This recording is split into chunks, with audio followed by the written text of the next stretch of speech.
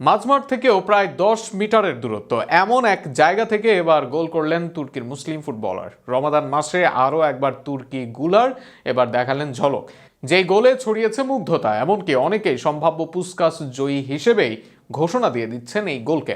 রমাদানে তুর্কির মুসলিম ফুটবলারের মাঠ থেকে করা গোল নিয়ে থাকছে প্রতিবেদন। গত ২ মৌসুমে সুযোগ মেলেনি সেভাবে, তবে এই মৌসুমে যেন রিয়াল মাদ্রিদের তুরুপের তাস আর্দা গুলার। মৌসুম শেষ হবার আগে এর মাঝে করে ফেলেছেন ১৭ গোল অ্যাসিস্ট, ৪টি গোল করেছেন, আছে ৮ অ্যাসিস্ট। সবাই যখন ইনজুরির সাথে করছেন লড়াই, তখন গুলার নিয়মিত দায়িত্ব নিয়েছেন পারফরমেন্স।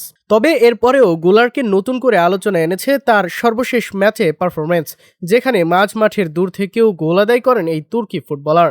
যেখানে গোলটা করেছেন তাতে রিয়াল মাদ্রিদের ফুটবলাররা তো আনন্দ পেয়েছেনই, পুরো ফুটবল বিশ্ব তাকিয়েছিল মুগ্ধতায়। সামনে চ্যাম্পিয়ন্স লিগের গুরুত্বপূর্ণ ম্যাচ, দলে একের পর এক ইনজুরি, যে কারণে আর্দা গুলারকে শুরুর একাদশে রাখেননি কোচ আরাবেলা। সেখানে দ্বিতীয়ার্ধে দলের হয়ে বদলি নামেন এই ফুটবলার, আর বদলি নেমেই দেখান নিজের বাঁ পায়ে গোলার করেন মৌসুমের অন্যতম সেরা গোল। এলচের বিপক্ষে ম্যাচে ৮৯ মিনিটে আসে সেই গোল, যেখানে ৩-১ গোলে পিছিয়ে থেকে আক্রমণে যায় এলচে, আর সেখানেই দলকে ডিফেন্সে সাহায্য করতে নেমে আসেন গোলার। এরপর নিজের অর্ধ থেকেই পান বল। সবাই ধারণা করেছিলেন কাউন্টার অ্যাটাক করার জন্য গুলার হয়তো বল বাড়াবেন কারো দিকে, কিংবা সামনে থাকা স্পেস ব্যবহার করে রান নেবেন তিনি। এরপর সুযোগ বুঝে বল বাড়াবেন সামনে থাকা খেলোয়াড়ের দিকে। তবে আর্দা যে সিদ্ধান্ত নিলেন সেটা ধারণা ছিল না কারোই। অনেকটা নিজের অর্ধ থেকে সামনে আসেন আর্দা, কিছুটা রান নেন সামনে থাকা স্পেস এর দিকে, এরপরই করেন একটা শট।